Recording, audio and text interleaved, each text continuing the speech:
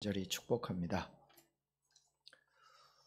오늘은 야고보서 강의 5번째 시간으로 시험을 견디고 이겨내야 합니다 라는 제목으로 하나님의 말씀을 증거하도록 하겠습니다. 지난 월요일에 제가 잘 아는 일산에서 목회하시는 목사님에 대한 소식을 들었습니다. 보이스 피싱에 가담했다는 이유로 입건이 됐는데 1심에서 징역 2년을 선고받았습니다. 보이스피싱 조직인지도 모르고 아르바이트 한다고 했는데 돈을 전달해 주는 일을 했어요. 잘못한 일이죠. 모르고 했는데 올무에 걸린 것입니다. 그래서 탄원서 서명을 해달라고 해서 제가 해줬습니다. 여러분 자녀들에게도 아르바이트 하는데 돈을 전달해 준다, 쉽게 돈은 버는 것은 결코 그것은 좋은 일이 아닙니다. 이 영상으로 예배드리는 분들도 주의를 좀 시켰으면 좋겠습니다. 이런 시험을 여러분 생각이나 했겠습니까? 시험은 누구에게나 때로는 예측할 수 없게 오기도 합니다. 이 일을 당한 가족들, 아내든지 또 자녀든지 또 교인들 다 시험 아니겠습니까? 이것이 우리는 살아가면서 생각지 못하는 여러 가지 시험을 당하고 삽니다. 이 야고보서를 기록해서 야고보서를 편지로 보내는 그 야고보는 수신자들에게 이렇게 말합니다. 너희에게도 여러 가지 시험이 있을 것이다. 그 시험이 뭐였냐면 역사적으로 보게 되면 종교적인 또 정치적인 그런 박해, 탄압들이 있었습니다. 그러니까 당연히 경제적으로도 어려움을 당할 수밖에 없었죠. 그것이 시험입니다. 근데 야고보 사도는 역설적으로 이렇게 얘기합니다. 너희가 그런 여러 가지 시험을 만나거든 온전히 기쁘게 여기라.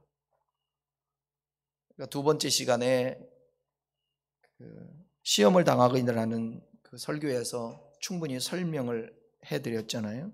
한마디로 말씀드리면 시험이 꼭 나쁜 것만은 아니고 그 시험에 어떻게 반응하는가의 태도에 따라서 그 시험은 우리에게 유익이 될 수도 있다는 것입니다. 그런데 그 시험이 잘못하면 또 올무도 될 수 있게 되는 겁니다. 유익이 되고 우리에게 복이 되려는 그런 시험은 시험에 조건이 있습니다. 그것이 참고 견디고 이겨내야 된다는 거예요. 오늘의 설교 제목처럼 12절 한번 읽어보십시다. 오늘 본문 야고보서 1장 12절 시험을 참는 자는 복이 있나니 이는 시련을 견디어낸 자가 주께서 자기를 사랑하는 자들에게 약속하신 생명의 면류관을 얻을 것이기 때문이라. 이 말씀은 시험 중에 있는 성도의 신앙 자세에 대해서 권면하는 2절부터 이 12절의 결론 부분으로 시험을 견디어낸 자는 생명의 면류관을 얻을 것이라고 말하고 있습니다. 여기서 시험을 참는다라는 말은 뭐냐? 시련을 참는다는 말인데 시련 아래에서 시련의 무게를 다 맡으면서 버티고 있다라는 것입니다. 그러니까 이게 버티는 게 쉬울까요? 어려울까요? 어렵죠. 참기 힘든 고통이지만 견디고 이겨내면 복이 된다라는 것입니다. 많은 사람들이 시련 가운데서 하나님을 원망하거나 자기 자신을 저주하거나 환경에 대해 불평을 토로하면서 마음이 황폐해집니다. 그래서 신앙을 버리기도 합니다. 여러분, 우리의 마음속에 감사가 고백이 되어지면 그분은 어떤 현실과 상황이다 할지라도 희망이 있습니다. 제가 얘기하는 것은 좋은 조건에서는 감사 할 확률이 더 많죠. 근데 감사가 나올 수 없는 환경에서 그래도 감사합니다 고백할 수 있는 사람에게는 얼마든지 하나님의 영광과 축복을 받을 수 있는 가능성이 있는 사람들이란 거죠. 오늘도 설교를 들으면서 여러분들이 마음을 기경을 해서 내 마음에 감사가 회복되어져야 하는 것입니다. 늘 제가 그 성경 말씀을 인용해서 말씀드리지만 출애굽했던 그 1세대들을 보게 되면 여러분, 그들에게 있어서 감사의 조건이 많을까요? 불평의 조건이 많을까요? 우리가 보면 훨씬 더 감사의 조건이 많아요. 왜냐하면 종살이 했었지 않습니까? 하나님의 임재라든지 하나님의 축복과 역사는 멀리 있었던 사람들이잖아요. 그런데 어느 날 모세라는 지도자를 세워서 하나님이 그들을 구원해낸 거예요. 건져낸 거예요. 근데 무엇보다도 더 큰 축복과 감사할 것은 뭐냐면 그들과 함께 한다라는 거예요. 그리고 지금까지도 경험하지 못했던 그 하늘에서 내리는 그 복이 있었다라는 거예요. 하나님의 말씀이 귀에 들렸죠. 먹을 것이 해결되죠. 입을 것이 해결되죠. 추위와 더위 속에서도 하나님이 지켜주시고 보호해 주시죠. 그래 감사해야 되잖아요. 근데 오히려 감사를 잃어버리고 원망과 불평하며 그로 말미암아서 1세대들이 광야에서 죽잖아요. 이것은 우리에게 엄청난 교훈을 하는 것입니다. 우리 한번 보십시다. 예수 믿고 구원 받았나요? 주님이 저와 여러분과 함께 하나요? 우리 늘 고백했잖아요. 예수님이 아니면 안 된다고. 주 예수보다 귀한 것은 없네. 찬양도 하잖아요. 진짜 그런데 우리의 삶에 있어서 예수님이 그 어떤 보기보다도 세상 영광보다도 좋냐 이거죠. 귀하냐 이거죠. 아직 그렇게 되지 않는다면 우리에게 시험이 오잖아요. 못 이겨냅니다. 그러니까 여러분들이 어디에 집중을 해야 되냐? 주님의 은혜를 알고 주님 아니면 안 되고 주님밖에 없고 이 고백이 되어져야 되는 거예요. 이 고백이 되어져야 돼요. 그 신앙을 키워나가야 됩니다. 이 신앙을 키워나가지 않으면 우리가 나이 들면서 점점점 삶은 더 힘들어지고요. 점점점 우리에게서 감사와 기쁨과 그런 고백이 아니라 원망과 불평과 과거를 생각하면서 내가 저 사람을 안 만났더라면, 내가 이 일만 하지 않았더라면, 이러한 후회하며 원망하고 불평하게 됩니다. 그냥 믿음으로 받으면 버릴 것이 하나도 없습니다. 믿음으로 받으면 하나도 버릴 것이 없습니다. 그래서 우리가 해석을 잘해야 되는 거예요. 해석을 잘해야 되는 거예요. 제가 오늘도 묵상을 하는데 그 생각, 저는 묵상을 아무 데서나 하니까 그 생각을 들어요. 종아, 너 감사할 일 많잖아. 할 말이 없더라고요. 예, 맞아요. 불평할 것은 몇 가지가 안 돼요. 근데 우리가 감사할 조건은 크게 보이지 않아요. 적어 보여요. 희한하죠? 근데 불평거리는 크게 보이는 거예요. 그래서 그 불평이 나를 지배해버려요. 그 불평을 묵상하게 되는 것입니다. 그 불평의 대상인 어떤 조건과 환경을 계속 묵상하게 돼요. 그 불평스러운 사람이 계속 묵상이 되어져요. 여러분, 불평 묵상하지 말고, 불평할 것 사람 묵상하지 말고요, 환경 묵상하지 말고요, 하나님의 말씀을 묵상하라고요. 하나님의 말씀을 묵상해야 된다고.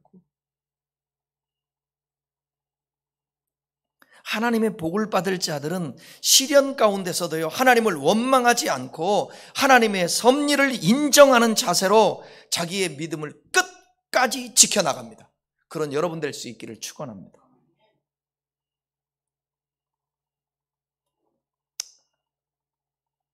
오늘 우리 친구 목사하고 선교사님하고 통화하면서 그런 얘기했어요. 우리 끝까지 잘 가야 된다.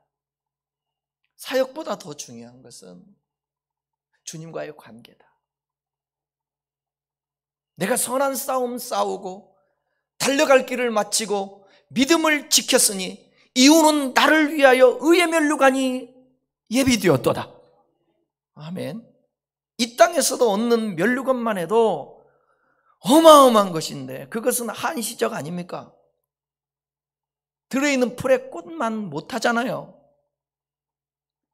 근데 주님이 주시는 면류관은 영원한 것입니다.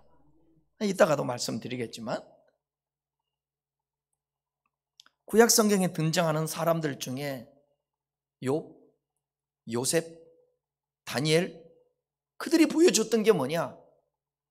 그 원망할 수밖에 없고 어려운 상황에서도 하나님을 신뢰하고 믿고 의지하며 불평거리의 상황들을 견뎌냈던 것입니다. 왜? 믿음 때문에, 믿음으로 말미암아 이 불평 가운데서 섭리하시고 역사하시고 이루어 가실 그 하나님을 믿고 의지하니까 눈에 보이는 게 다가 아니고요, 지금의 현실이 다가 아닌 거예요.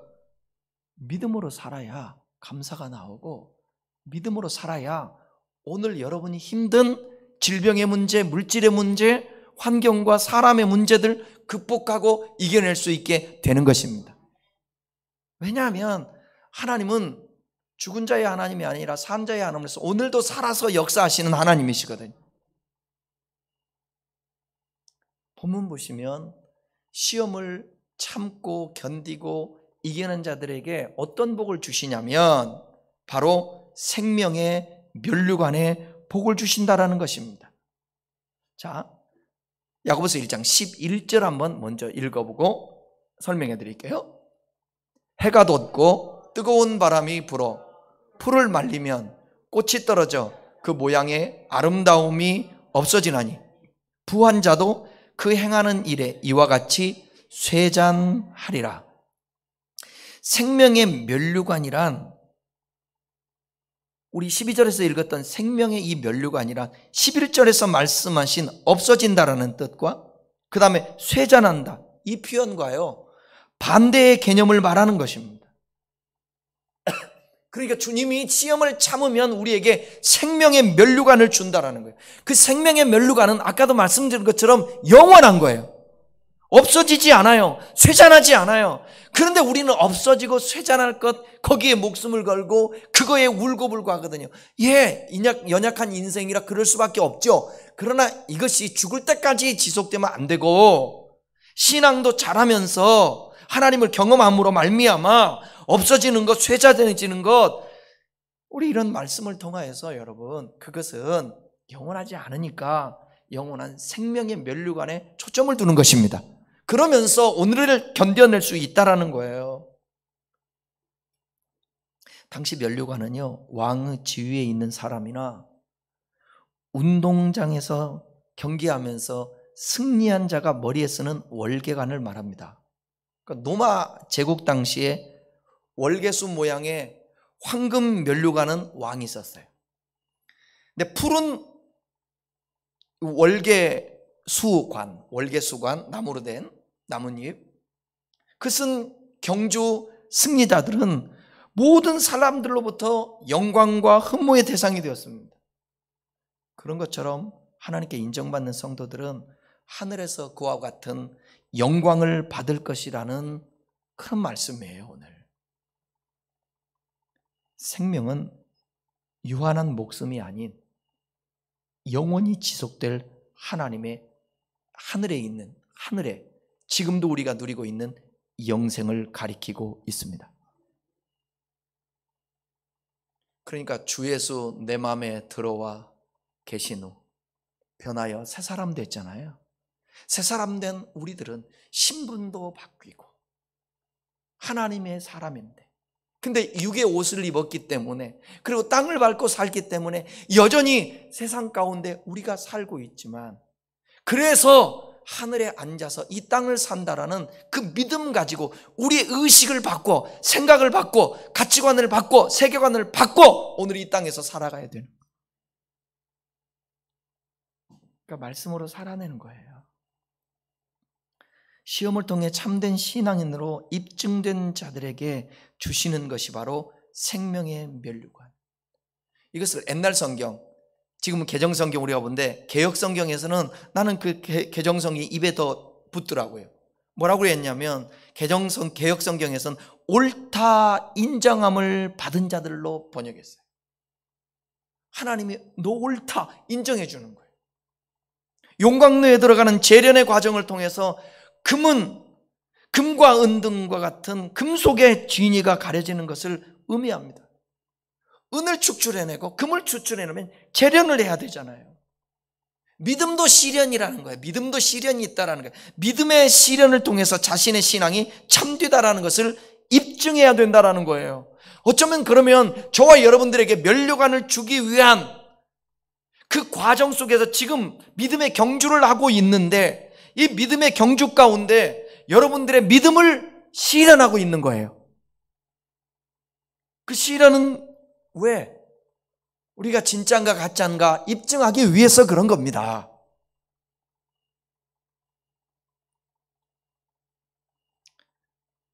주께서 자기를 사랑하는 자들에게 이 면류관을 주신다고 오늘 말씀하고 있습니다. 시련을 견디어낸 자를 야고보 사도는 하나님을 사랑하는 자들이라고 표현하고 있습니다. 맞습니다. 제가 이 말씀을 설교 준비하면서 묵상하면서 뒤어지는 게 뭐냐? 사랑하면요 거의 다가 해결됩니다. 거의 다가 해결됩니다. 인간이 유한하며 한계가 있지만 사랑하면요 목숨까지도 바칩니다. 제가 늘 여러분들을 말하잖아요. 여러분 자녀를 위해서 목숨을 걸 수 있죠? 아멘이 적네. 안 바치려는가 봐요. 자식을 위해서 목숨이라도 바치잖아요. 근데 계모와 계부는 목숨 바친다고 안 해. 안 사랑하니까. 제가 옛날에 헌신예배 가가지고 설교했다가 낭패를 당한 적 있잖아요. 앞에 앉아있길래 물어봤더니 자식을 위해서 죽을 수 있냐고 그랬더니 대답을 안 하더라고. 그래서 또 지혜가 필요하잖아요. 뭔 사연이 있겠구나 하고 그냥 빨리 넘어갔어요. 그리고 설교를 진행했어요. 끝나고 담임 목사님이 그러시더라고. 그분 재혼했다고. 그래도 사랑해야 되는데, 여러분 사랑하면요 시간도 안 아깝습니다. 사랑하면요 물질도 안 아깝습니다. 사랑하면요 어떤 힘든 것도 과정도 겪어냅니다. 자식이 부모를 더 사랑할까요? 부모가 자식을 더 사랑할까요? 부모가 더 자식을 사랑해요. 그러니까 하나님은 아버지신데 하나님이 우리를 더 사랑할까요? 우리가 더 하나님을 사랑할까요? 하나님이 우리를 더 사랑합니다. 하나님이 우리를 더 사랑합니다. 그러니까 그 사랑을 아는 사람들은 최소한 이 땅에 살아가면서 그 사랑하면 성경이 말했잖아요. 사랑하면 계명 지킨다고. 사랑하면 사랑의 관계 속에서 해야 될 일들을 감당하는 거예요. 병원에 가보면 부모들이요 모든 것들을 다 열일, 엄마 같은 경우 엄마들이 그러잖아요.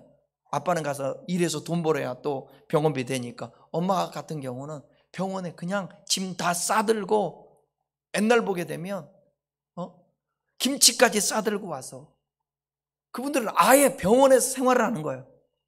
자식의 병을 낫게 하기 위해서, 치료하기 위해서 몇 개월 동안도 병원에서 사는 겁니다. 사랑하면요 이겨낼 수 있어요. 하나님에 대해서도 사랑할 경우에 우리가 어떤 시험들을 또 잘 이겨낼 수 있습니다. 그러기 위해서는 저와 여러분들이 하나님이 우리를 사랑한다라는 사실을 믿어야 되는 거예요. 오늘 성경 야고보서 2장 5절에 이렇게 말씀합니다. 야고보서 2장 5절 읽습니다. 내 사랑하는 형제들아 들을지어다. 하나님이 세상에서 가난한 자를 택하사 믿음에 부유하게 하시고 또 자기를 사랑하는 자들에게 약속하신 나라를 상속으로 받게 하지 아니하였느냐. 자기를 사랑하는 자들에게 약속하신 상속, 하나님 나라. 주님 앞에 우리 기도하십시다. 주님, 더 많이 하나님의 사랑을 알게 해 주십시오. 더 하나님의 사랑을 알게. 그러니까요, 이 신앙이라는 것이 처음에는 그토록 열정을 가지고 열심을 내고 뜨겁고 불같고 목숨까지 걸겠다고 하며 충성하던 사람이 시간이 가면서 점점점 신앙을 잃어가고 신앙이 나약해지고 나중에는 주님에게서 떠나버리기까지 하는, 왜 그런 일들이 벌어지는가? 하나님을 향한 그 사랑이 식어지는 이유도 있고, 처음부터 신앙생활할 때 하나님의 사랑이 아니라 자기중심적으로 자기 목적 달성하기 위한 신이 필요해서 하나님을 섬겼기 때문에 그렇기도 합니다. 어쨌든 중요한 것은 그의 사랑이 아니면 구원받을 수 없었고, 우리도 그분을 사랑하지 아니하면 온전한 교제와 관계가 되지 않기 때문에 지금이라도 우리는 다시 한번 우리 가슴에, 식어진 가슴에 불을 붙여 뜨거운 마음을 가져야 되는 거예요. 소리 질러서 막 한다고 뜨거운 게 아니라 하나님의 말씀을 깊이 묵상하며 하나님을 사모하고 갈급해야 할 때 이 속으로부터 하나님의 사랑을 깨닫게 되어지고 이해하게 되고 또 삶의 현장에서 하나님의 사랑을 경험할 수 있는 거예요. 여러분 옛날에 고백했잖아요. 아유, 하나님의 이게 진짜 역사라고, 하나님의 은혜였다고. 그 하나님의 사랑 아닙니까? 오늘 내 뜻대로 안 된다고 해서 그 하나님의 사랑을 의심하면서 하나님을 사랑하지 않는다고 한다면 안 되죠. 다시 말합니다. 문제를 더 크게 보지 말고 하나님을 크게 봐야 합니다. 문제를 보는 시각을 넓게 보지 말고 그 문제를 통치하시고 다스리시는 하나님의 관점으로 볼 수 있는 안목이 필요합니다. 그래야 우리가 시험을 이길 수가 있습니다. 오늘도 성경 함께 읽었던 말씀 속에서는 시험을 이겨내야 하는데 시험은 욕심으로부터 오게 된다는 것을 인식하라는 거예요. 13절을 읽겠습니다.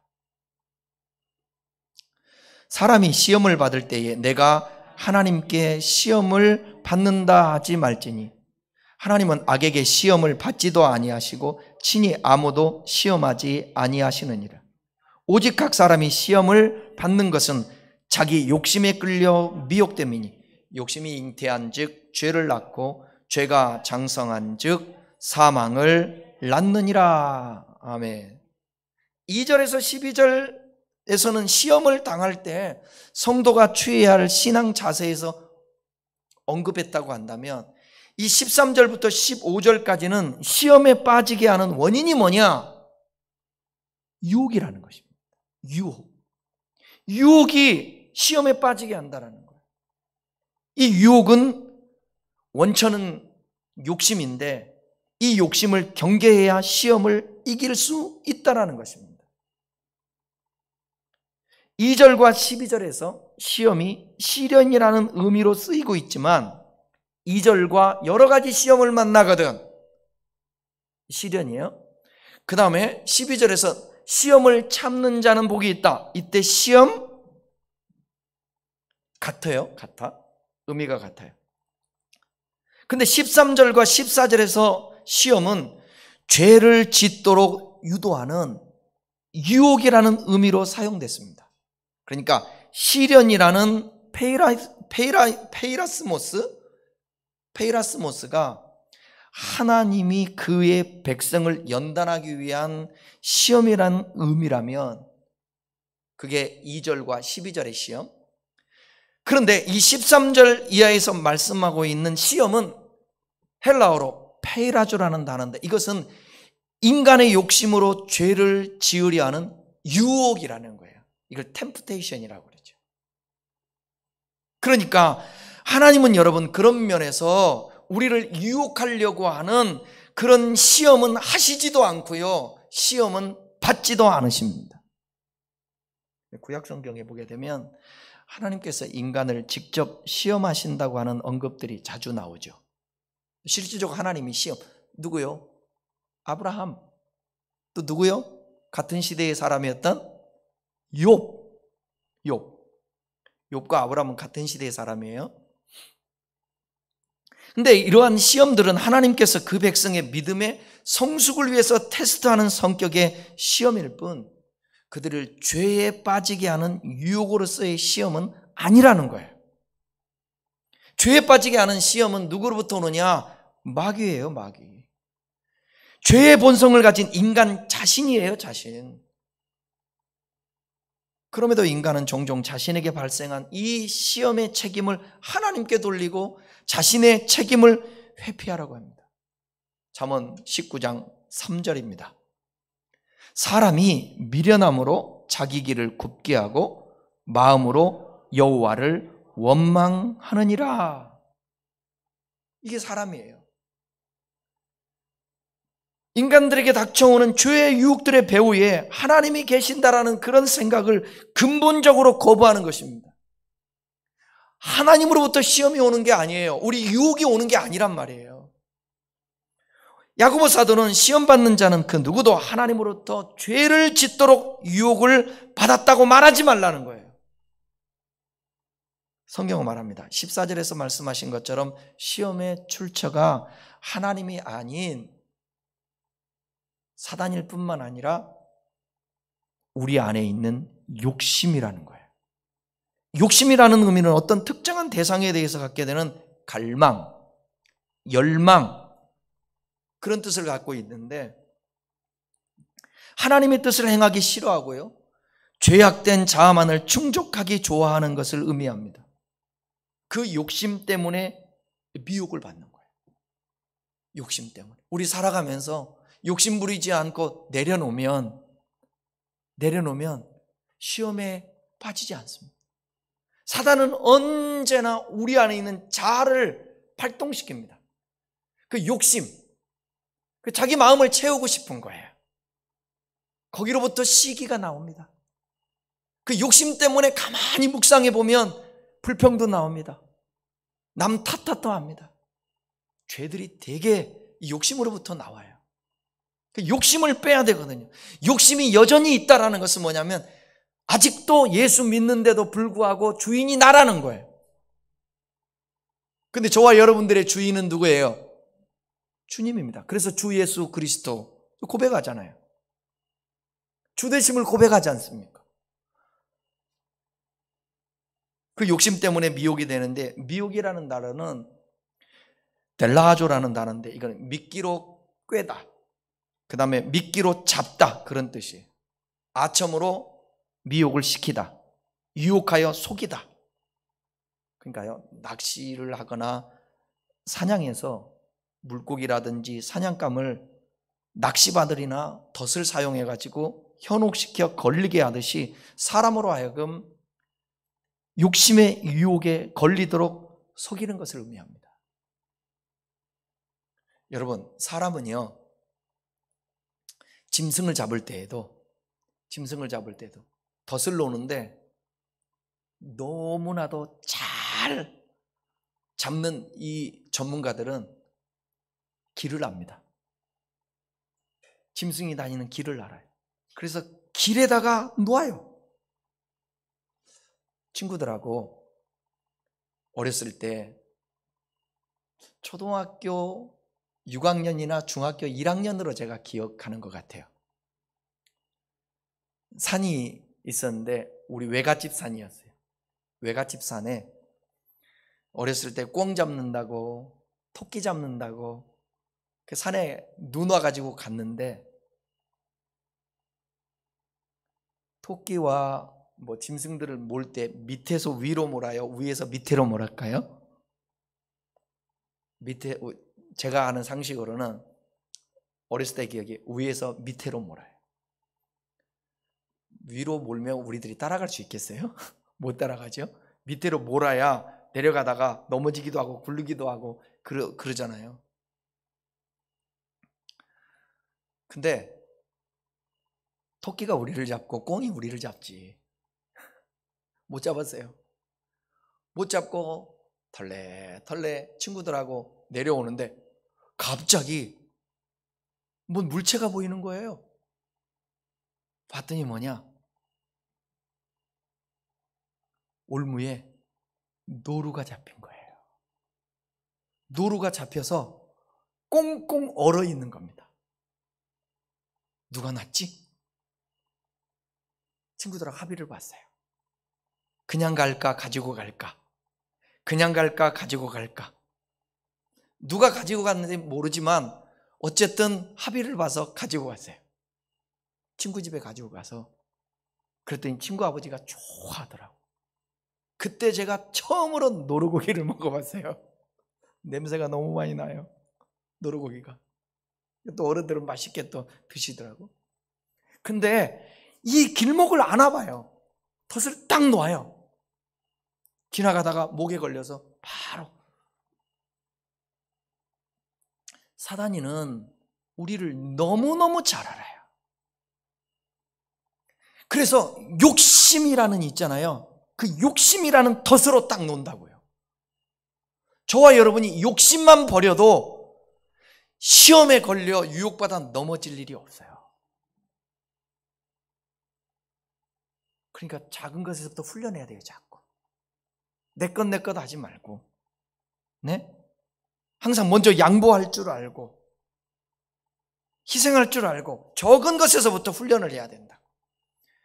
아이들에게도 마찬가지예요. 자꾸 소유욕, 네 거야, 네 거야, 네 거, 자기 거 너무 챙기기 좋아하고 그 욕심을 부추겨 만드는 거예요. 우리가 하나님 앞에 드림도 마찬가지예요. 그 드림도 그것도 훈련이거든요. 근데 얼마나 여러분 귀하고 아까운 물질들과 시간들입니까? 근데 그것 하나님 거라고 고별하며 드리는 거예요. 근데 내 욕심을 포기하는 훈련이 되는 겁니다. 하나님이 주인이라는 신앙 고백인 거예요.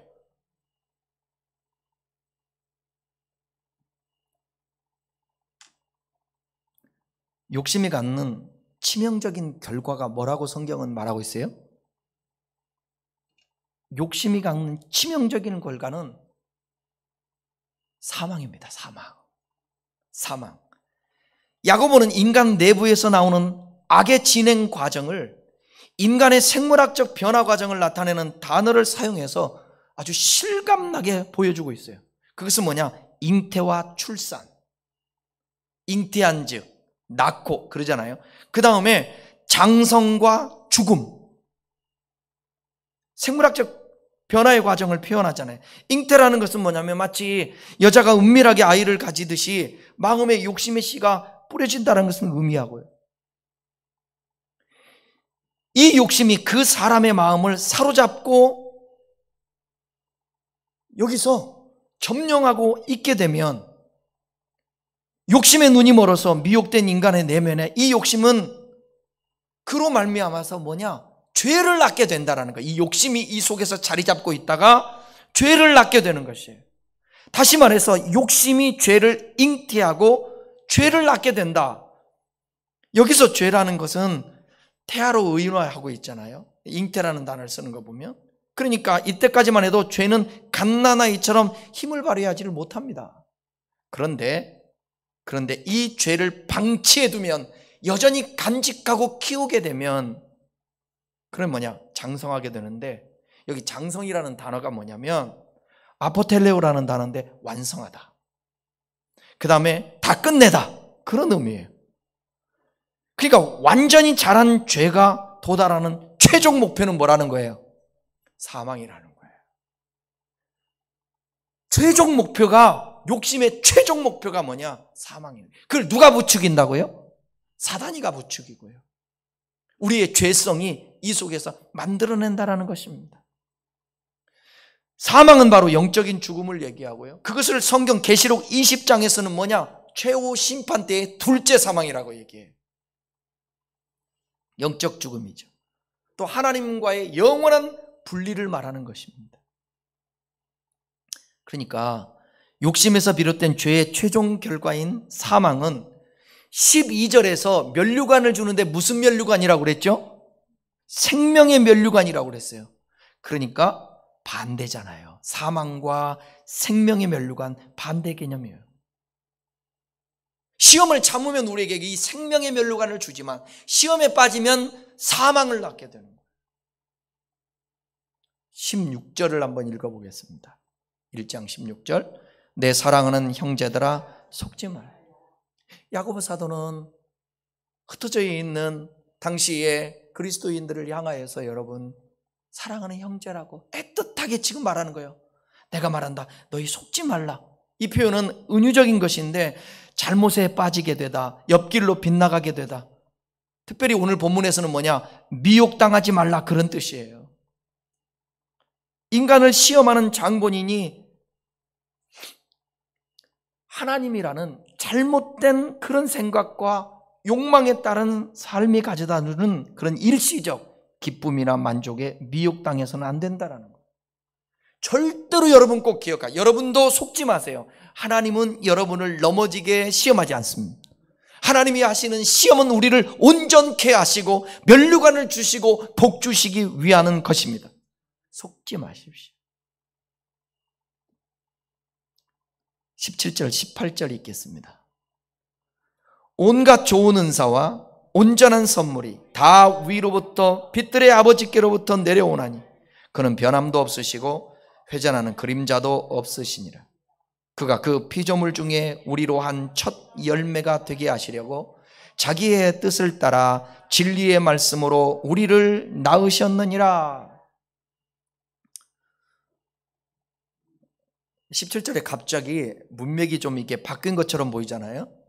그러니까 어떻게 보면 야고보서는 지금 흩어져 있는 그리스도인들에게 편지를 쓰는데 하고 싶은 말이 되게 많은 거래요, 야고보가. 그런데 이거를 빨리 써서 보내야 되는데 짧게 쓰는 거예요, 짧게.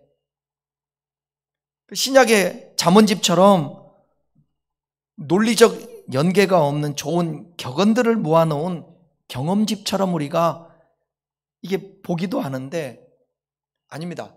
야고보서는 서신이고요. 분명 꼭 글의 연계가 되어 있습니다. 그러니까 우리가 단어적으로 이렇게 문맥상 보게 되면 연계가 안 되는 것처럼 보이지만 이 연계가 되는 거예요. 그러니까 야고보가 좀 글을 갖다 축약해가지고 이게 쓴 거예요. 그래서 오늘 지금 성경이 왜 어렵냐면 언어의 벽이 있잖아요. 언어. 우리 언어와 다르고 또 시간에 2000년 전이잖아요. 이런 어떤 어려움들이 있어요. 그래서 성경이 좀 어렵기는 해요. 그래서 이해하려면 좀 해석도 해야 되고 공부도 해야 되고 지도를 받아야 되는 거예요. 그러니까 사람이 욕심대로 이룰 수 있는 것이 아니라 너희들이 원하는 것, 그 모든 것들은 욕심 부린다고 해서 얻어지는 것. 만약에 얻어진다 할지라도 그것이 사망을 낳을 수도 있는데 근데 너희들은 저 하늘로부터 빛들의 아버지, 그 아버지께서 우리에게 각양 좋은 은사와 온전한 선물을 그 주시는 그 아버지가 있으니까 그 아버지에게 소망을 두고 그분을 믿고 의지하고 따르라는 거예요. 욕심 부리며 살다가 시험에 빠지지 말고 모든 삶을 하나님으로 말미암아 공급을 받으라는 것입니다. 하나님은 사람처럼 변덕이 줄긋듯 그런 분도 아닙니다. 아무런 흠결이 없어서 회전하는 그림자조차도 없으신 분이십니다. 그분이 우리에게 은사와 온전한 선물을 주시겠다고 말하고 있는 것입니다. 은사로 번역된 단어가 뭐냐면 도시스라는 단어고요. 선물로 번역된 도레마라는 단어인데 이건 서로 다른 의미가 아니라 좀 동의어로 볼 수가 있어요. 도시스라는 것은 뭐냐면 이 단어는 주는 것 그런 뜻을 갖고 있어요. 그러니까 선물과 같은 의미의 강조라고 볼 수 있어요. 준다라는 것은 선물을 얘기하고 있지 않습니까? 그러니까 은사와 선물은 강조하기 위함이에요. 같은 의미라는 거예요. 하나님이 우리를 모든 피조물 중에서도 그것도 첫 열매가 되게 하시려고 하나님의 뜻을 쫓아 진리의 말씀으로 우리를 낳으셨다라는 거예요. 여러분, 하나님의 말씀이 믿어지는 거예요.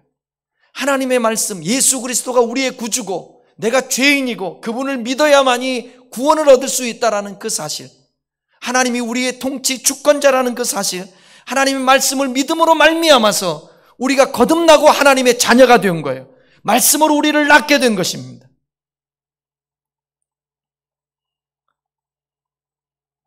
욕심을 쫓아 사는 것이 아니라 하나님의 진리의 말씀을 따라 사는 삶을 위해서 우리를 말씀으로 낳으시고 뿐만 아니라 그러한 삶을 살기에 부족함이 없도록 위로부터 은사들과 온전한 선물, 그것을 주시는 그분을 우리가 의지해야 된다고 오늘 야고보는 설명하고 있습니다. 영어 성경의 킹 제임스 버전에 보게 되면 이 은사라든지 좋은 것, 하나님이 선물 준다라는 것, 기프트로 되어 있어요. 정리하자면 우리 안에 있는 욕심대로 살 것인가, 아니면 위로부터 오는 각양 좋은 그런 하나님이 주시는 선물, 그 선물을 주시는 빛들의 아버지이신 하나님께 의지하며 말씀을 따라 살 것인가. 오늘 이 메시지가 이건 거예요. 결론적인 메시지는 우리가 어떻게 살아야지, 내가 좀 능력이 있다고, 안다고, 가졌다고 우리의 욕망대로 내 자의대로 살아낼 것인가, 그리고 욕심을 이룰 것인가, 아니면 겸손하게 창조주 하나님을 경외하고 유한한 우리가 영원하지도 않은, 분명코 사라지고 없어질 이 땅의 것을 집착하며 살지 않고 영원한 면류관을 바라보면서 하나님과의 관계의 중요점을 놓고 그분과 동행하며 그분과 같이 걸을 때에 우리의 삶에는 하나님께서 시시때때로 주시는 은혜와 복을 우리가 받아 누릴 수 있다는 것입니다. 그 복을 누린 사람들은 계속해서 하나님과 관계를 누리면서 살아가야 되는 거예요. 그런데 또 어떤 사람은 복을 누리다 보게 되면 하나님이 귀찮아져요. 예배하는 게 귀찮고, 하나님께 묻는 게 귀찮고, 하나님께 간섭받는 게 귀찮아서 잠시 주님을 떠나기도 하고, 그래서 자기 방식대로 살아요. 그러다 보니까 자꾸 인간적인 생각, 마음으로 나중에는 욕심이 들어와. 욕심이 점령해. 그러다 보면 이 욕심이 자라 사망이 이르게 되는 거예요. 나의 삶의 중심이 나의 욕심인가? 하나님인가? 하나님의 말씀인가?